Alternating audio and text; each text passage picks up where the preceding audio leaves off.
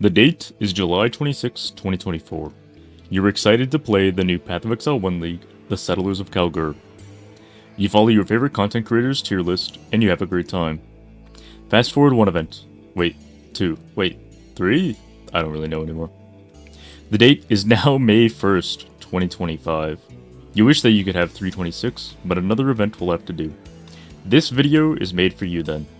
I have done a few 4-stone runs over the past year, and I feel far more qualified to talk about the builds on this list. Let's get into it.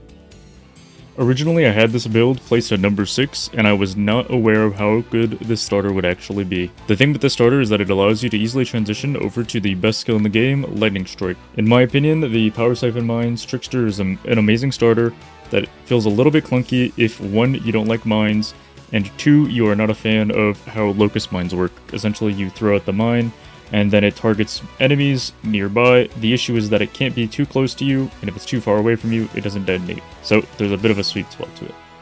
I will say that mapping this build is incredibly smooth. It is by far my fastest 4-stone time, clocking in at 13 hours, 58 minutes, and 17 seconds.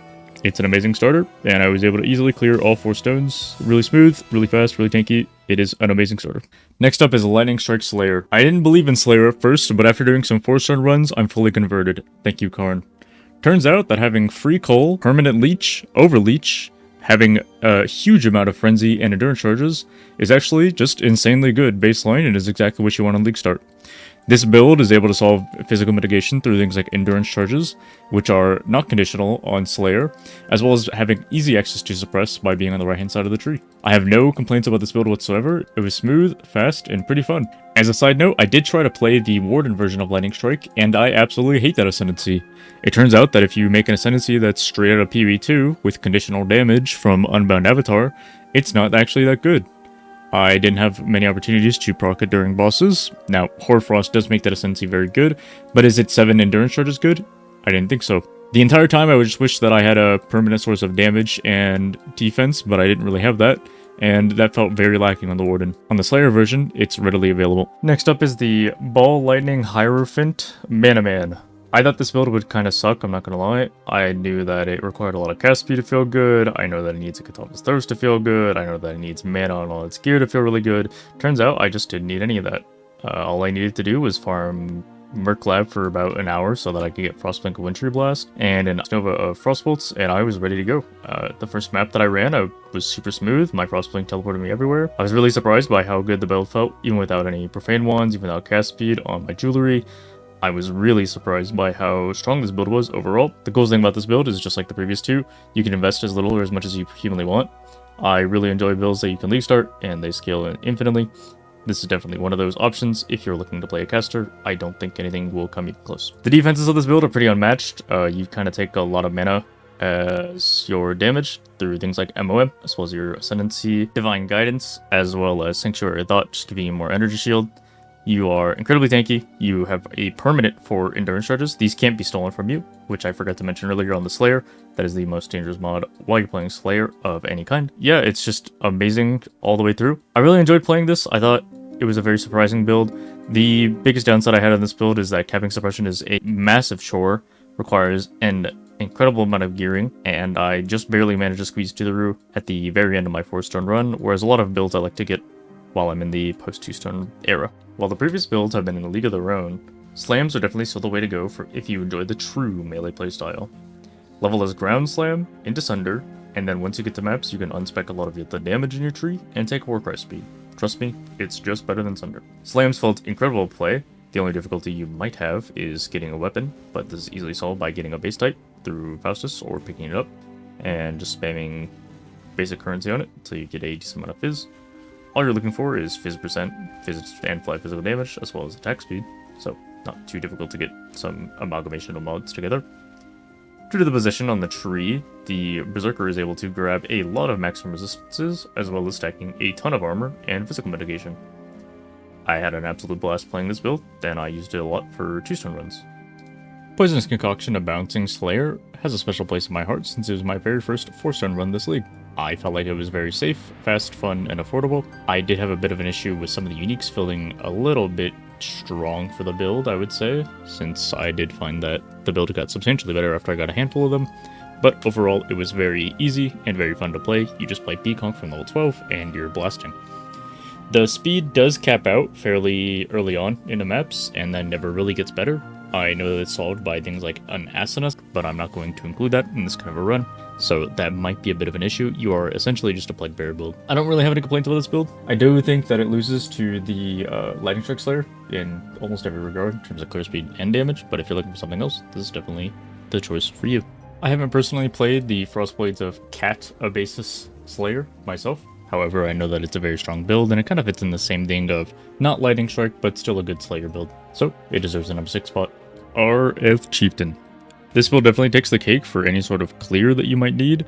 If you enjoy fast mapping, this is definitely one of the top contenders for that. The biggest downsides of the build are definitely the fact that it can't really do aspirational content that well, especially not in League Start, and the bossing is subpar at best.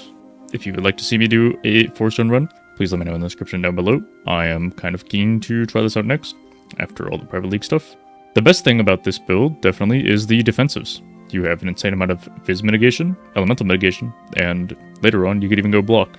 I think this build is an amazing choice for anybody brand new to the game, particularly because anybody new to the game will be able to follow Pox's Bible. You can go to Pox's website, PoxRF, and follow everything there. Overall, this build is really good outside of the leveling. Luckily this league we're allowed to use Faustus to respec our character multiple times over, so if you want to, you can level this under. That's how I would level the RF character up until about Act 9. Then I would swap over after my Cruel Lab. The next two are minion builds, so I'm going to put them both together. I think that they perform relatively close to each other, and those two builds are Blink Arrow, Mirror Arrow, and Submerging Spirits. I think that the best day 1 experience is definitely going to be on a Guardian for both of these, but you can really play it on any Ascendancy, Necromancer as well. I tried playing Poison Holy Relic. I thought the build was incredibly slow to ramp up. It needed Poison on hit jewels, it needed the Stygian Vise, Unique, Darkness Enthroned. It just had a lot going on. Multiple Transfigure Gems as well didn't help it. It was just a bad time. When the build was fully put together, it was great. I had a great time. The problem is your build's not put together on day 1, and this kind of goes the same with later on the list. I have Ignite, Wave of Conviction. It used to just say Ignite, as in like Ignite Frostblink with the Fire Trap, and it's the same thing there. After day 1, the setup is built, and it's complete, and it's great. That first day, though, is a stinker. I think this build is pretty good overall in terms of the minion category. I don't really have anything negative to say about this. I was pretty happy with the performance of it, and it does great single target. So if you want to go to Uber Elder, it's great for that. I don't think that these builds are really pushing any T17s, so take these builds with a grain of salt. I'm just going to yap about the next few builds. If you remember, I used to put Hexblast Mines up at number 2 on the last tier list that I did.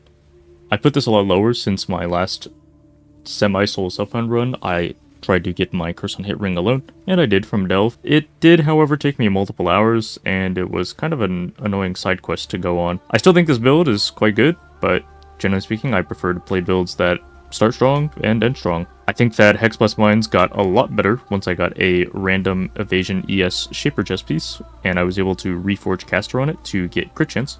Overall, the build still performs quite well, but it's quite a bit weaker since it is a lot harder to get the helmet that gives you base crit chance, the Sandstorm Visage. The next build is Elemental Hit of the Spectrum Deadeye. I used to put this at number 1. It turns out that if you lose a lot of damage on your Ascendancy, as Farshot got nerfed quite a bit, the build lost that execute range that it kind of needed to be able to 1 or 2 shot mobs in a lot of cases, so it became kind of a cast 3 or 4 times, which cuts the speed roughly in half. I found that getting suppression cap on both the Hexblast Mines and the Elemental Hit of the Spectrum Deadeye were both pretty easy, since they're on the right hand side of the tree, and I found that they were both very tanky up until the 4 watchstone mark. I've already spoken on the Ignite Frostblink Fire Trap build, so I won't talk about it any further. The Ignite Wave of Conviction uses a Vol Flame Blast as well, and just goes Maul later, as I believe it's the best form of Ignite, and is very good for bossing. Lastly, Cyclone Shockwave is a build that I've teased and talked about for a long time. Maybe I'll make a build guide for this in the future. Please let me know in the description down below if you would like me to do a run.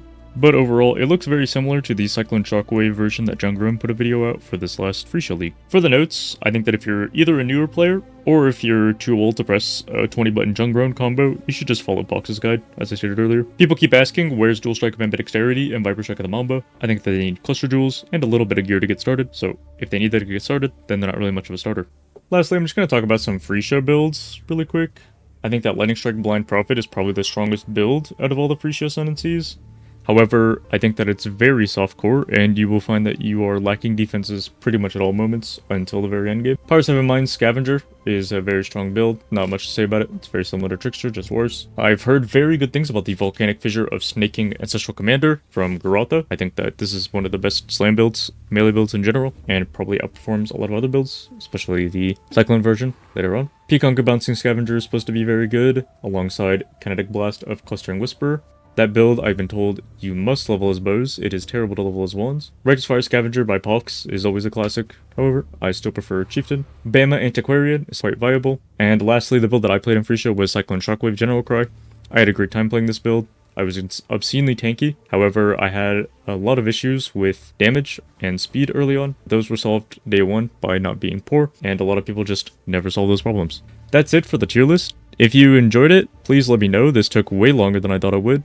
I'm not sure if I'll do more content like this in the future, but seeing as how I don't really enjoy playing Path of Exile 2, this is my only source of revenue, please be sure to support me. If you're watching this video when it goes live, I'm live right now on twitch.tv/TacticKiller, and I will be currently playing the Pox League. If you're a content creator and you feel like your build belongs in this list and it's not here, feel free to message me about it. If you think that your build deserves to be at a higher spot, feel free to race me in a Force Run at a moment of your choosing. Log in, dude.